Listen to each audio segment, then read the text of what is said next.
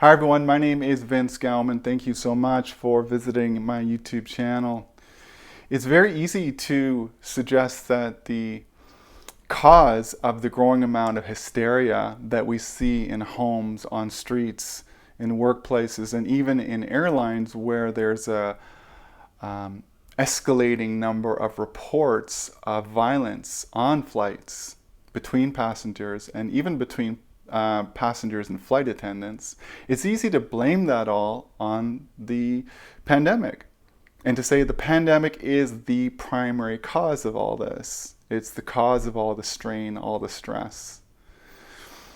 And what I'm proposing to you is that instead of seeing it as the primary cause of what is at its core fear, what if it's actually a trigger for the fear? And what if that fear is coming from unresolved trauma from this lifetime and also from past lifetimes?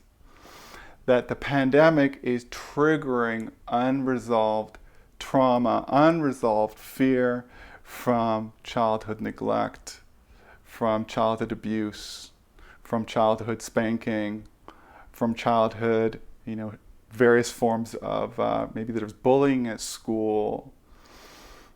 There's so many ways children experience fear, and that fear in most cases is not resolved. And so that trauma stays locked in the system, and then years later, decades later, it continues to act out. There are many ways we act out our fear. There's many ways we act out our trauma. In fact, it's not very hard to find examples.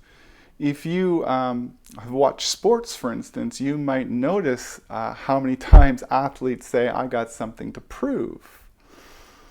Well, one perspective is they say I have something to prove is because they're competitive and they love their sport and they want to be very good at it. Fine.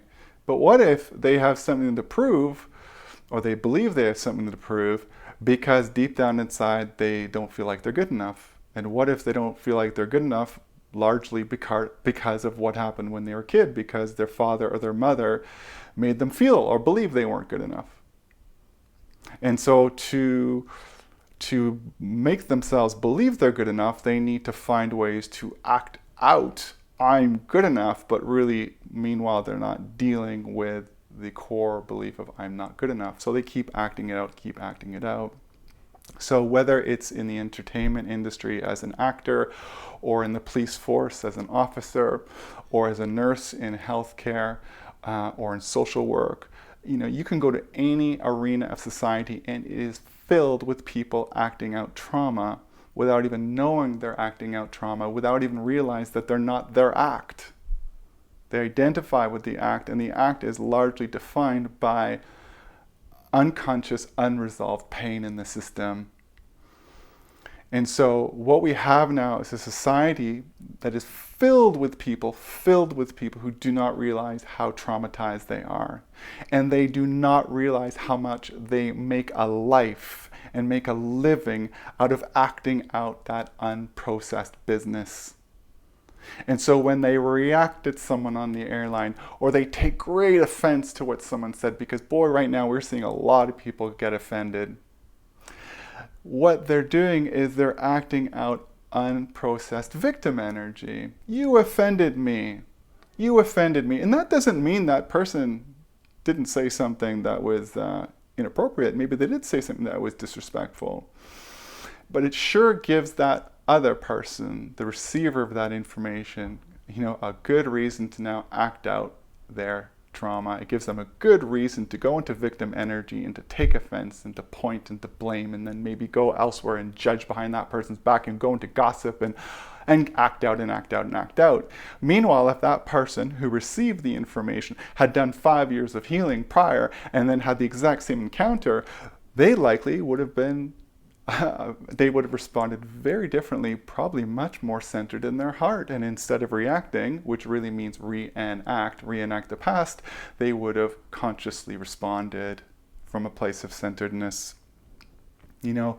We can look to our intimate relationships as a very good example. Okay, how many times, and I'm one of these people, how many times, and again, I know this from my past experiences of being in a relationship, do we blame our partner for how we're feeling? We're blaming them for our anger, we're blaming them for our confusion, we're blaming them for our upset, instead of saying, you know what, I'm getting a reaction right now and I need to look at this and see where that's coming from. How often do we do that versus point at them and say, you're doing this to me? Now, once again, this doesn't mean that the other person is not, responsible in some way for their actions, that they're not responsible for how they say things. It's just that it's a very different kind of relationship where when we, instead of saying you're the cause of my discomfort, you can say you're triggering something in me that's unresolved that I need to look at. That's a very conscious way of being in relationship, and few relationships are like that. And if you want to know why there's so much dysfunction in homes and so many kids who are struggling, so many teens that are struggling, and so many kids on medication, it's because they're being raised by parents who have a whole bunch of trauma that they're not willing to resolve, but they sure are willing to act it out by blaming their partner, acting it out, and also projecting it on their kids. It is much more convenient, you see. It is much easier. It is a familiar discomfort to simply act it out and not turn towards it. It is a much more familiar and comfortable discomfort to play the victim card and to point at the other person, because it is just too scary to point at ourselves. Because if we take responsibility for our own stuff, then what? Well, then our world comes crumbling down a little bit, and maybe a lot. Right? It is very scary for a lot of people to feel. Let's keep that in mind. People are terrified of feeling. And if they're terrified of feeling, then you can imagine that they're also terrified on some level of taking responsibility for their reaction. And if they're terrified of taking responsibility for their reaction, then they're going to act things out. They're going to act it out, and they're going to cause a whole bunch of different, ripples of reactions, large and small, because they're acting it out, such as, bashing into someone in the hockey rink or on the football field, which can cause a concussion, which can cause harm, right? And then you have all the people in the stands who are cheering that on, and now they're acting out their trauma because that for them makes sense. It makes sense to beat each other up. So it is a radical act and a rare act to take responsibility for our reaction. It's a radical act and a rare act to say, hey, this might have something to do with me. But because we are a culture not willing to do that, what happens instead is we need to have an escalation of intensity. We need to boil, or come to a boil, a heating and heating and heating of the body of water in this pot that is humanity.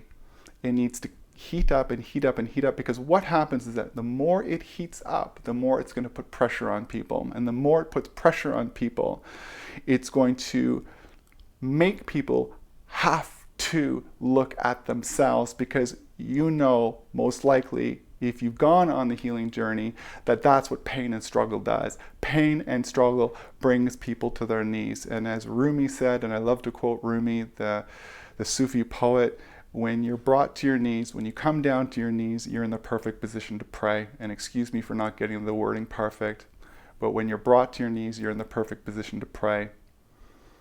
And so that's what happens, is that because we're a society that's not willing to feel and not willing to heal, we have to reach this sort of intensity to, which is really our cross, the cross of our suffering that we haven't dealt with. It has to weigh us down. It has to weigh us down. It has to get so heavy that it brings us to our knees. And if you look at in certain police detachments, certain officers are taking leave now because there's so many calls, there's so much chaos, there's so much stress on the streets, there's so much stress in the homes, and they're taking leave of absences because it's just too much.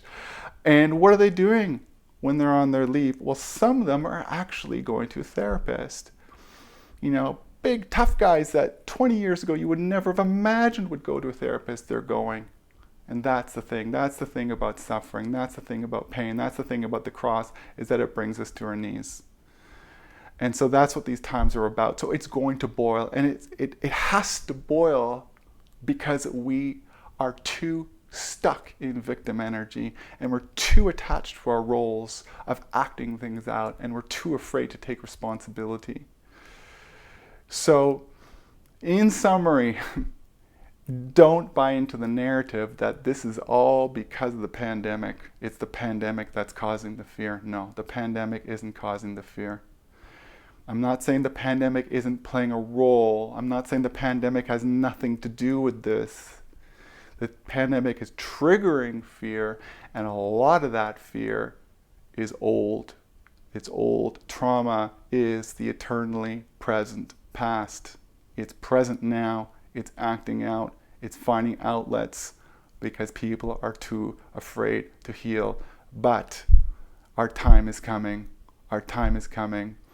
And it's going to happen more and more where people, through crisis, are going to be brought to their knees, and they're going to have to turn towards their own long ignored trauma. I hope this was of support to you.